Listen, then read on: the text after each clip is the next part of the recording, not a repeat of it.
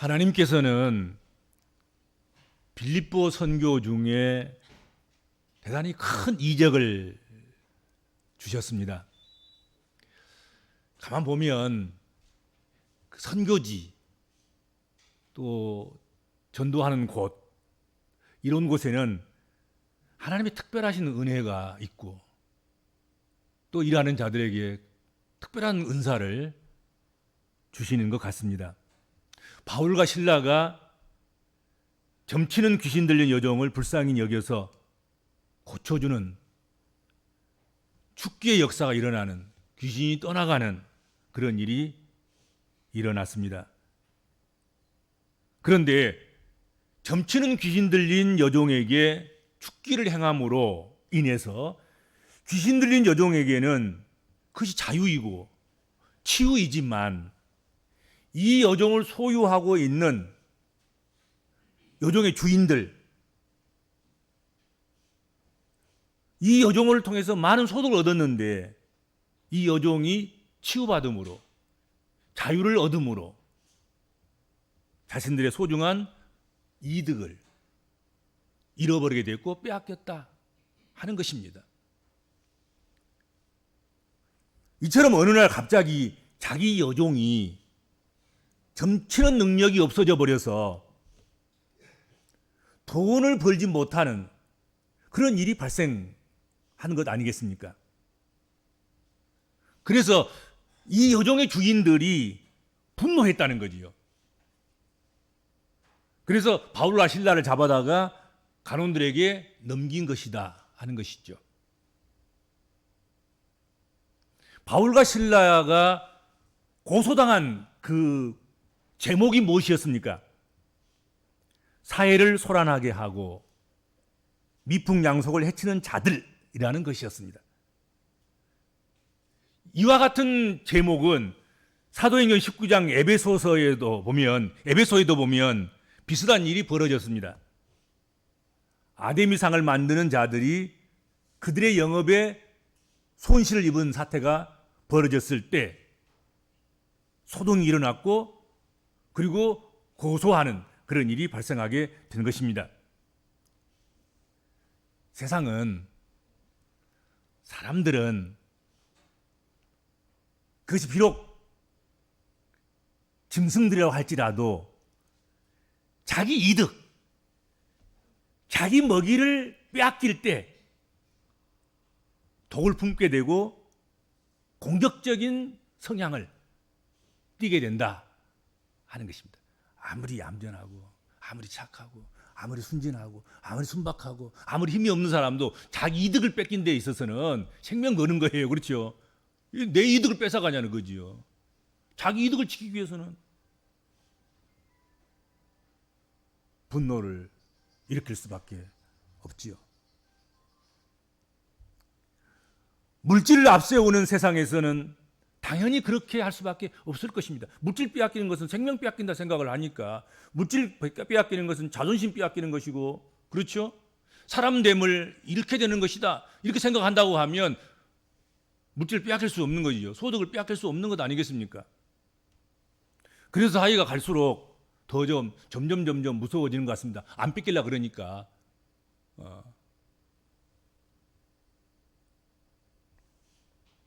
누구에게는 행복이, 누구에게는 불행이 될 수도 있습니다. 어떻든 점치는 귀신 들린 여종을 그 귀신의 권세에서 놓이게 해준 그 일로 바울과 실라는 옷이 벗겨지고 무수히 매를 맞고 손과 발에 착고가 채워지는, 그래서 깊은 옥에 갇히는 그런 신세가 되었습니다. 귀신 들린 여인에게는 행복이죠. 귀신이 나갔으니까.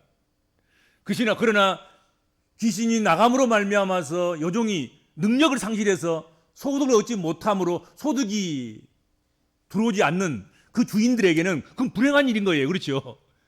꼭 그러더라니까 보니까. 어떤 것은 꼭 저 사람에게는 행복인데 또 저 사람에게는 그것이 불행한 일인 거예요. 다 행복할 수는 없는 거 아니겠습니까? 그러잖아요.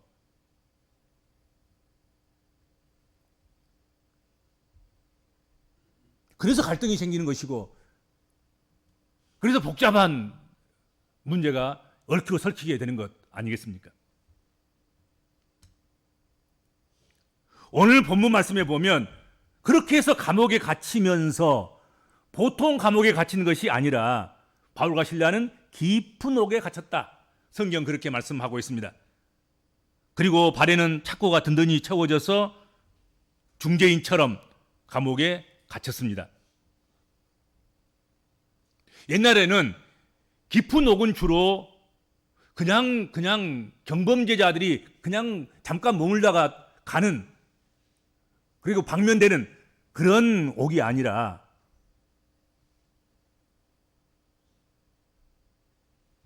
고문이나 하는, 그리고 좀채로 나올 수 없다고 여겨지는 그런 중재인이 들어가는 곳, 그것이 깊은 감옥이었다 하는 것이죠. 그리고 착고는 송판에 겨우 발이 들어갈 수 있을 만큼의 구멍이 뚫려 있고, 그 구멍의 좌우에는 새조각이 붙어 있어서 발을 조금만 움직여도 옆에 새조각 때문에 피를 흘리게 되고 찢기게 되고 상처를 입게 되는 그런 아주 좋지 않는 그런 도구였다고 합니다. 바울과 실라는 지금 이러한 감옥에 갇혔고, 그리고 착고에 매여서 피를 흘리고 고문을 받고 있는 것 아닌가 하는 것이죠. 그렇죠? 그런데 그런 가운데서 오늘 본문에 보면 깊은 감옥에 들어갔지요. 발과 손은 착고에 채워져서 묶여 있지요. 그리고 밤은 어두워지고, 그리고 깊은 밤이 되었다. 성경이 그렇게 말씀하고 있습니다. 25절 한번 보세요. 한밤중쯤 되어. 한밤중이에요. 가장 깊은 밤중이죠. 한밤중이 되어 바울과 실라가 기도하고 하나님을 찬미하며 제수들이 듣더라. 그렇게 성경은 말씀하고 있습니다. 환난과 역경과 애로움이 깊은 한밤중에 깊은 감옥에서 착고에 매인 상태 가운데서 바울과 실라가 했던 일, 그것은 기도하는 일이었습니다. 그리고 하나님을 찬송하는 일이었습니다. 참 놀라운 일 아니겠습니까? 그냥 무죄방면으로 뭐 몇 가지 그냥 이렇게 주의사항 듣고 그냥 문 열고 나올 그런 감옥이 아닌 깊은 감옥, 그리고 손과 발이 착고에 메어져서 묶여서 도저히 움직일 수도 없은, 조금만 움직이면 상처를 받고 피가 흐르는 그런 착고에 채워져 있었고, 그리고 음산하게 시간을 흘러서 깊은 밤이 된 거예요. 한밤중이 된 거예요. 그런데 그들의 입에서 신음소리가 아닌, 저주와 원망의 소리가 아닌 감사의 기도가 나왔고, 그리고 하나님을 찬미했다 하는 것이지요. 바울과 실라가 고통과 역경 중에서 그 인생의 한밤중에 기도와 찬미를 들을 수 있었던 것, 그것은 무슨 이유로, 무엇 때문에, 무엇이 그렇게, 어떤 힘에 의해서 그렇게 할 수 있었을까 하는 것이지요. 그것은 하나님의 절대 주권과 하나님의 섭리에 대한 절대적인 그런 신뢰가 있었기 때문이 아닌가 생각이 됩니다. 그렇죠? 자기들이 전하고 있는 그 복음이 얼마나 능력 있고 얼마나 권세 있고 그것이 세상에서 유일무이한 진리인 것을 확신했기 때문에 그 한밤중에 음습하고 음산하고 창기운이 맴돌고, 그리고 외롭고 쓸쓸하고, 그리고 선한 일을 하고 아름다운 일을 하고 복된 일을 하고, 그런 가운데서 깊은 감옥에 갇혀 있고 착고에 채워져 있는 그런 상황 속에서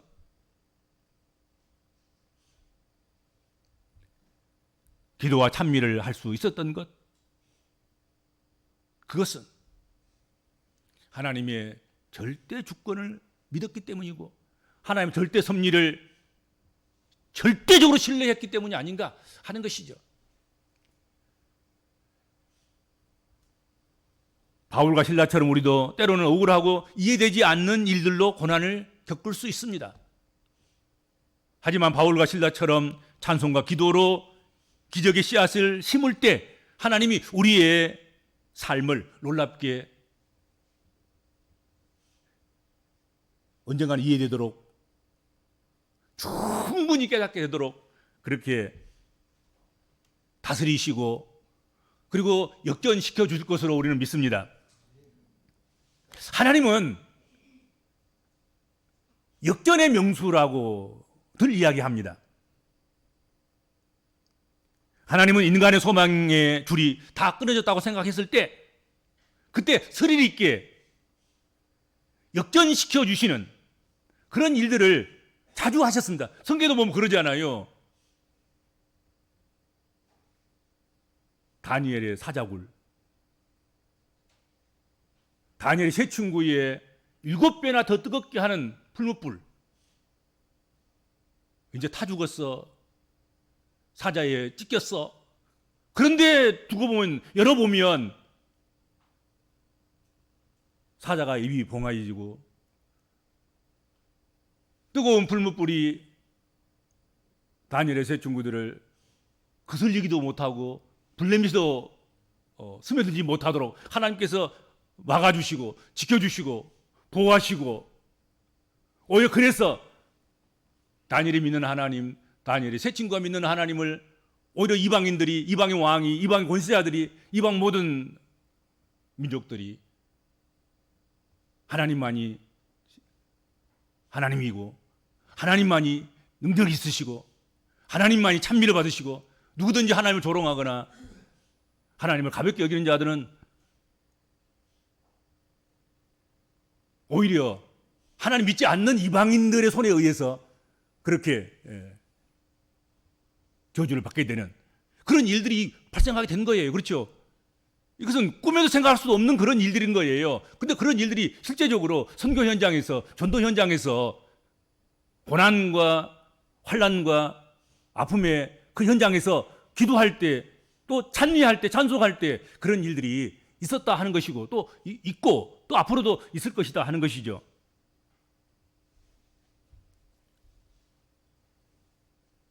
이런 역경을 만났을 때 일반적으로 사람들은 자포자기합니다. 절망하고 불평하고 원망의 넋두리를 하기 쉽습니다. 내가 하나님 섬기기 위해서, 복음을 전하기 위해서 얼마나 열심히 달려왔는데 결론이 이것인가? 이제 나의 모든 것은 다 끝났다. 깨끗이 포기하자. 이제 그만두자. 뭐 전도가 뭐시고 나 이제 끝이야. 하나님 일이고 뭐시고 이제 나는 끝났어. 그럴 수도 있지요. 그러나 사도 바울은 그렇게 말하지 않았습니다. 사도 바울은 그렇게 그 절망의 깊은 한 밤중에 가장 깊은 감옥에 갇혀서 가장 부자유하게 착고에 메어서 감옥이 나의 꿈을 빼앗아가지 못할 것이다. 풍랑이 나의 믿음을 흔들어놓지 못할 것이다. 환경이 내 생애의 목적을 뒤집어 놓지 못할 것이다. 나를 막을 수는 없을 거야. 나는 그래도 복음 전할 것이고 나는 그래도 주의 일할 것이고 그렇게 한 거예요. 바울 사도는. 바울과 실라는 그렇게 하는 것이죠.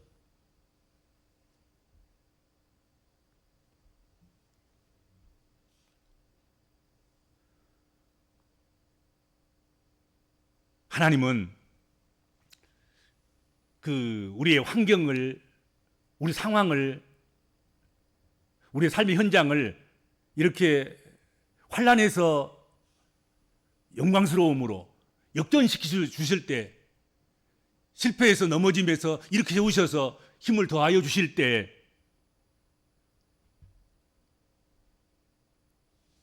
하나님이 우리에게 요구하신 것이 있다는 것입니다. 그게 무엇입니까? 그 시간에 그곳에서, 그 현장에서, 그 상황 가운데서 기도와 찬미를 요구한단 말이지. 감사의 기도를 원하시는 거예요. 환난 속에서, 고난 속에서, 아픔 속에서, 고통 속에서 하나님 우리에게 요구 원하시는 것, 그것은 기도하는 거란 말이죠. 참여하는 거예요. 그러면 반드시 좋은 일이 있습니다. 반드시 역전의 역사가 일어나게 되는 것입니다. 그렇지 않아요? 하나님 그거 원하시는 거예요. 오늘 본문 말씀도 바울과 실라의 한밤중의 기도와 찬미가 기적을 일으킨 것입니다. 사태를 완전히 역전시키는 그런 기적을 가져왔습니다. 26절 한번 보세요.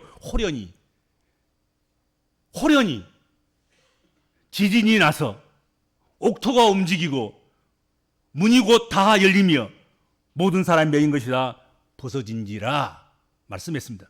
옥문이 열린 것입니다. 묶인 것이 풀린 것입니다.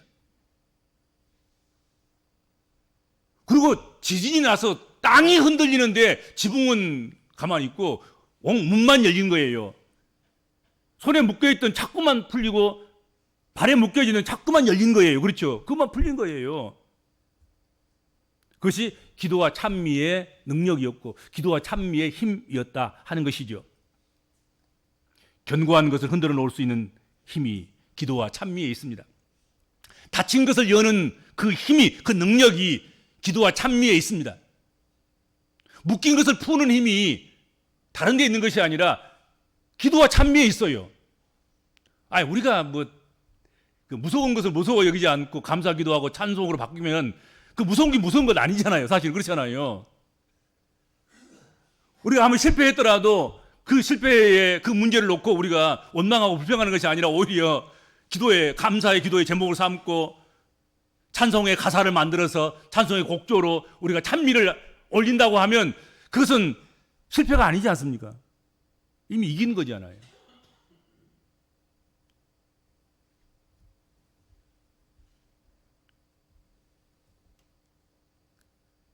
환경이 어려울 때에 누군가 내 주변의 사람이 나를 괴롭혀만 갈 때에 그리고 내가 유한하다는 내 한계를 깨닫고 절망하고 좌절할 때에 하나님이 이때도 나를 기억하실까? 하나님은 지금 이것을 보고 계실까?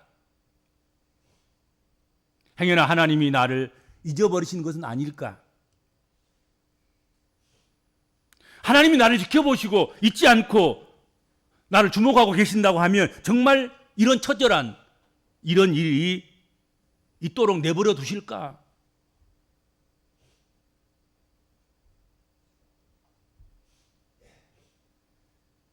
그런 생각을 할 수도 있을 것입니다. 그런 생각은 믿음이 없어서만 있는 일은 아니에요. 누구나 그런 환경에 떨어지면 다 그런 생각을 할 것입니다. 아무리 믿음이 좋아도. 그러나 여인이 어찌 그 젖먹는 자식을 잊겠으며 자기 태에서 난 자식을 잊겠느냐. 그들은 혹시 잊을지라도 절대 안 잊어. 여인은 자기 자식을. 그러나 혹시 여인이 자기 자식을 잊을지라도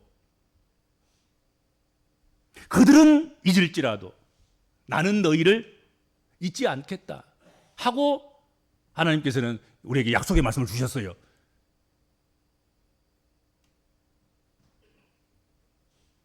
내가 아파할 때에 나의 아픔보다 더 아파하시는 주님, 내가 애로워할 때에 나보다 더 진한 눈물을 흘려주시는 그분,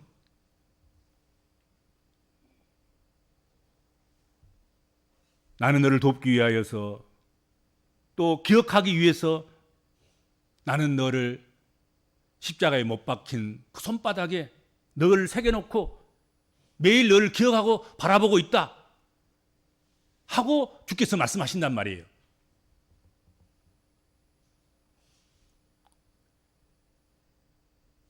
인생을 살아가다 보면 아픔과 고난의 순간이 있습니다. 이 고난 때문에 망하는 사람도 있습니다. 그러나 다 그렇지는 않습니다.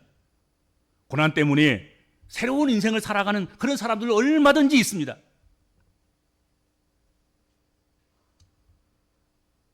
실패의 순간, 고난과 고통의 순간, 그것 때문에 마음에 지울 수 없는 상처를 남기고 또 인격적인 그런 찌그러짐과 자학과 불평과 원망하는 그런 마음을 안고 살아가는 그런 사람들도 있기도 하지만 오히려 고난 순간에 아픔의 순간에 자신의 인생을 역전시켜서 자신의 삶을 더 잘 가꾸어 나가는, 그래서 정말로 형편없는데 오히려 고난을 통해서 오히려 작품이 되는 그런 일들도 얼마든지 우리 인생 가운데 있다 하는 것이죠.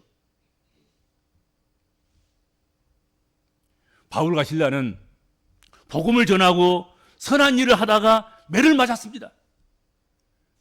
깊은 감옥에 갇혔습니다. 중개인이나 사형수나 그렇게 들어가야 할 그 깊은 감옥에 들어갔습니다. 착고에 채워졌고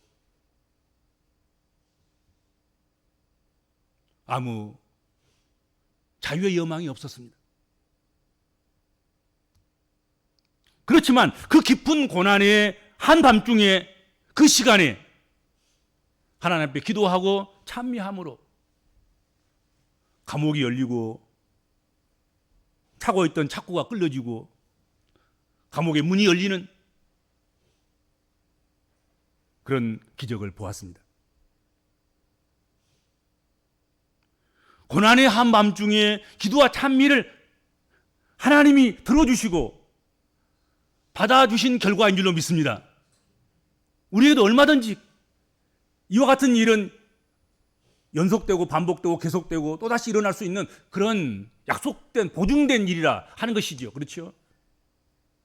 우리가 어떤 고난 속에서도 그 고난의 문제를 가지고 믿음을 잃고 낭망하고 원망하고 심서를 토해내고 그럴 것이 아니라 그것을 부여잡고 바울과 실라처럼 기도의 제목 삼고 찬미의 제목 삼아서 그렇게 기도와 찬미를 하실 수 있는 우리 성도들 되시기 바랍니다. 주님 감사합니다. 선한 일을 하다가 욕을 볼 때도 있고